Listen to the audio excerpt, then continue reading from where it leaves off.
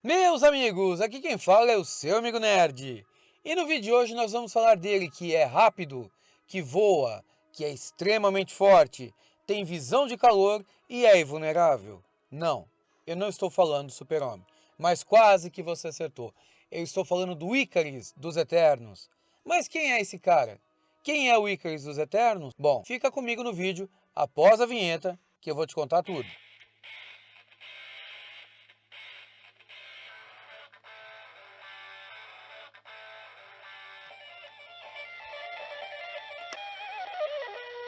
Para você que está chegando agora no canal e ainda não assistiu o filme dos Eternos, eu vou te dar um aviso.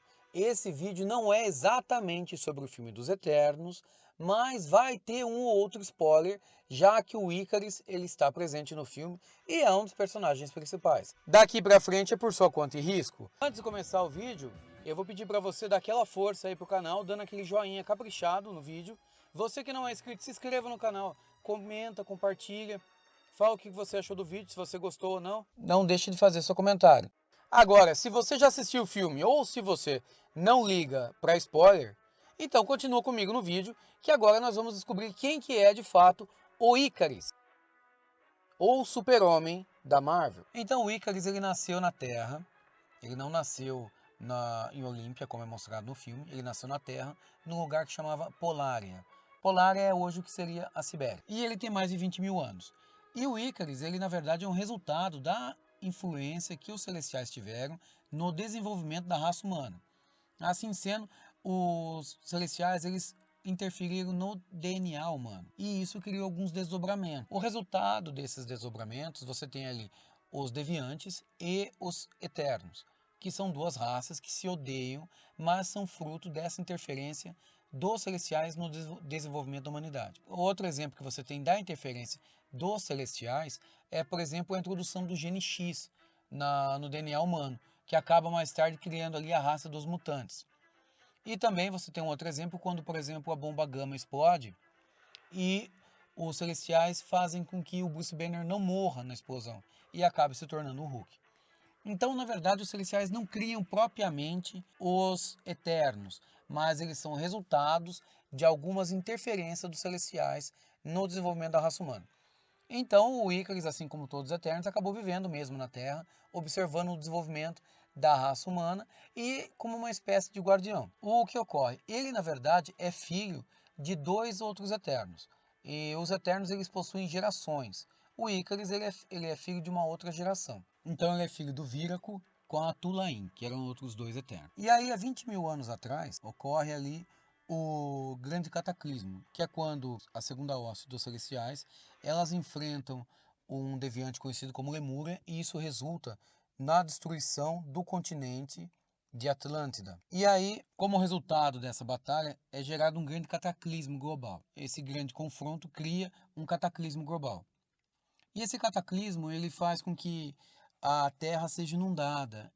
E o Utnapishtim, que é um outro eterno, ele constrói uma arca. E o Ícaris, ele guia os humanos até essa arca. E depois ele guia essa arca até uma montanha, que seria a montanha Ararat. E os humanos que estão ali na arca, eles acabam confundindo o Ícaris com um pássaro. E acabam homenageando ele com uma pomba branca. Então aí, no caso, é a influência da história da Bíblia do Noé. O Ícaris seria aquela pomba branca. Aí o Ícaris ele tem um tio, que é irmão do Víraco, que é o pai dele, que é o Valkin. O Valkin e o Fastos, que é aquele outro eterno que inclusive aparece no filme, eles constroem a Pirâmide dos Ventos. E a Pirâmide dos Ventos, aqui embaixo da calota polar, e ela serve como um depósito para guardar coisas lá. E esses objetos que estão alojados lá, eles possuem um tremendo poder. Dentre esses objetos, inclusive, tem uma arma que é utilizada pelos celestiais, usam para destruir a própria raça de celestiais. Então, para vocês terem uma ideia do que tem dentro da pirâmide dos ventos, né? Quando o Icarus ele sofre uma dor muito forte, ou acontece alguma coisa com ele inclusive tem o símbolo dessa pirâmide dos ventos que aparece na testa dele. Mas enfim, continuando. Passada essa questão aí do cataclismo e tudo mais, o Icarus está vivendo ali na Grécia Antiga. E na Grécia Antiga ele acaba conhecendo uma humana, ele se apaixona por ela, e nessa época ele tinha adotado o nome de Dédalo, porque na verdade o nome real do Icarus é desconhecido. Então nessa época ele tinha um nome ali de Dédalo, um nome grego de Dédalo. E o Dédalo ele tem um filho com essa humana.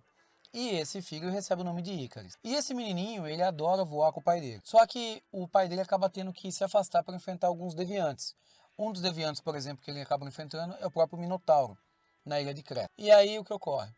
O Ícaris, antes de se afastar para enfrentar os deviantes, ele com a ajuda do Fastos, ele acaba criando umas asas artificiais para o filho dele. O Dédalo acaba não tendo tempo de ensinar o filho dele a voar direito com essas asas artificiais que ele criou. E aí ele tem que se afastar para enfrentar esses deviantes.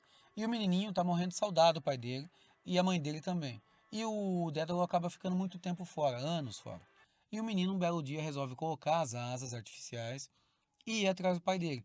Que ele, na cabecinha dele, imaginava que o pai dele estava enfrentando ali alguns vilões. E nessa de ir atrás do pai dele, ele acaba voando muito alto e ele chega num ponto da atmosfera onde o ar é rarefeito. Ele acaba desmaiando e ele fica flutuando lá durante um certo tempo. Até que a radiação do sol, o calor do sol, derrete ali algumas partes que mantinham essas asas juntas e o menino acaba despencando e ele acaba caindo no marejão e morrendo. Isso ocorre bem quando o Dédalo estava voltando. E ele acaba encontrando o corpo do filho morto. E como uma forma de homenagear o filho, ele deixa de lado o nome Dédalo e a partir dali ele passa a se chamar Ícaris. Então o Ícaris é uma forma dele nunca se esquecer do filho que ele teve. Aí passados séculos que isso ocorre, né? O pai do Ícaris, o Víraco, ele morre enfrentando ali uma minhoca mutante que é coisa ali de 1000 anos depois de Cristo. Então ele acaba perdendo o pai e ele é adotado pelo tio dele, que é o Valk. E o Valk acaba levando o Ícaris para a Pirâmide dos Ventos e o Ícaris passa 1000 anos lá treinando e se aperfeiçoando para a chegada dos Celestiais. É interessante citar também que o Ícaris, diferente do filme, ele tem primos. E esses primos são quem? A Cersei é um dos primos dele, o Druig é outro dos primos dele, o Makari, ou a Makari do filme, é prima dele. E ele também tem o Ajak como primo. O Ajak também é homem no quadrinho, embora tenha ficado muito bem ali a Salma Hayek de Ajak. E a versão feminina do Makari também ficou muito legal no filme, mas no quadrinho são homens. E aí o que ocorre? É chegado o momento então da quarta hoste de Celestiais virem para a Terra.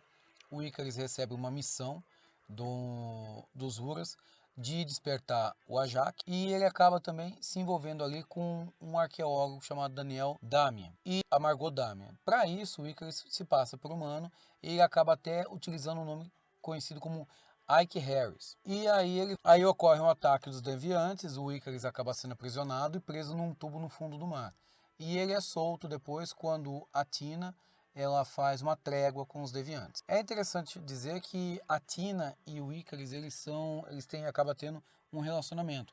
Então, na verdade, quem tem um relacionamento com o Ícaris é a Tina e não a Cersei, como é mostrado no filme. Embora dê ali uma certa nuance de que o Ícaris sente alguma coisa pela Tina e a Tina pelo Ícaris. Tem alguns momentos ali que dá a entender que até existiria ali um casinho de pular de cerca, vamos colocar assim.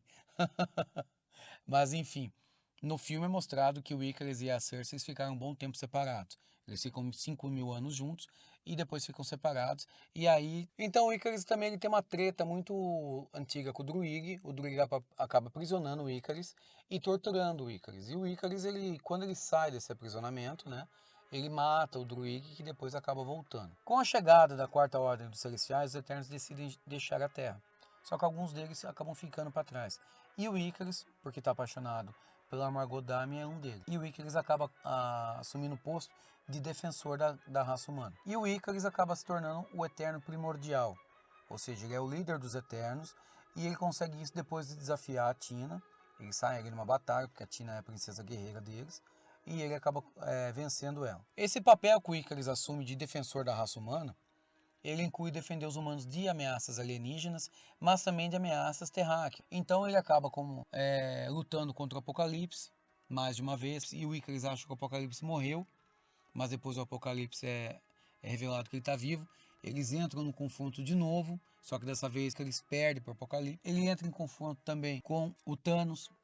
Quando o Thanos tenta se unir ao universo e se tornar um com o universo, os Eternos entram em confronto com o Thanos. A força do Ícaris ela é inferior à do Thanos, a do Gilgamesh e a do Interloper. E se você levar em consideração ali terras paralelas, também tem uma força inferior do Império.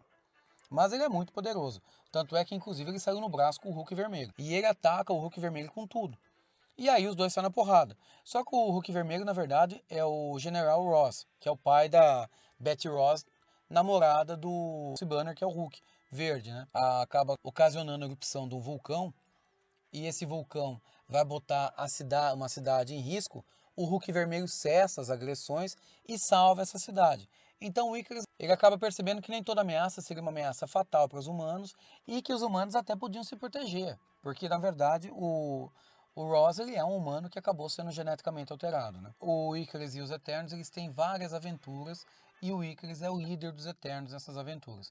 Mas até que chega o ponto que os Eternos descobrem o motivo que eles vieram para a Terra. E aí tem um suicídio coletivo. Exatamente. Eles se matam porque eles não querem seguir o verdadeiro papel deles. Aí aquele negócio. Esse verdadeiro papel não é muito bem revelado. Então tem essa questão no filme. Pode-se dizer que a questão do filme está correta, mas não dá para dizer que isso aí é ou não 100% igual ao do gibi. Só se sabe que todos eles morrem. O Icarus ele é o último a morrer.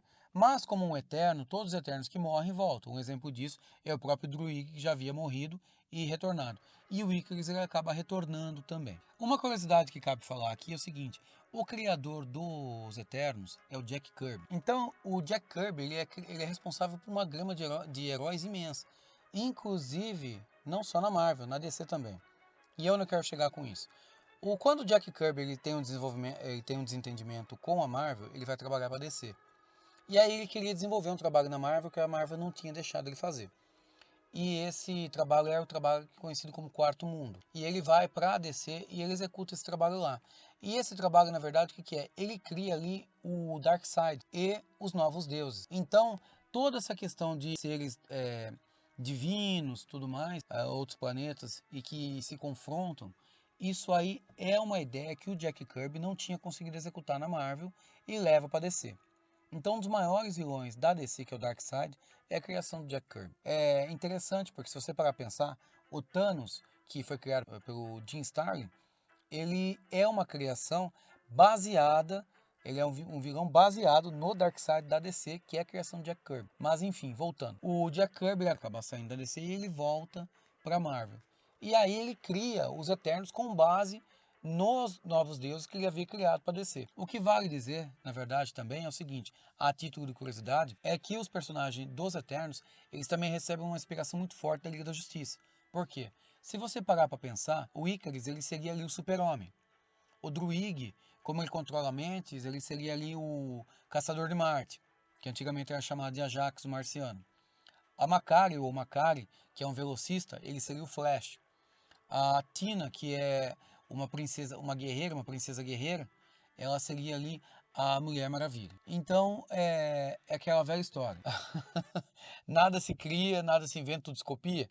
O Jack Kirby, ele criou os trabalhos, mas ele também copiou seus próprios trabalhos, trabalhando ora para uma editora, ora para outra. Bom, meus amigos, mas é isso aí. A ideia era mostrar para vocês um pouco mais da história do Icarus, as principais diferenças, as principais semelhanças entre a história dos quadrinhos e o filme que chegou aí nos cinemas na semana passada. Lembrando, é claro, que os Eternos é um grupo novo que a Marvel está trazendo, que existe há muito tempo nos quadrinhos, mas que é recente aí no cinema.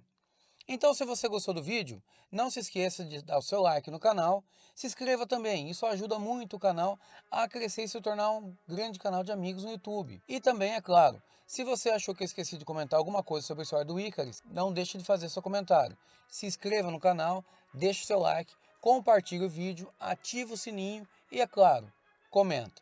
Belezinha? Eu vou ficando por aqui, eu sou seu amigo Nerd e eu volto com vocês no próximo vídeo. Um abraço, fui!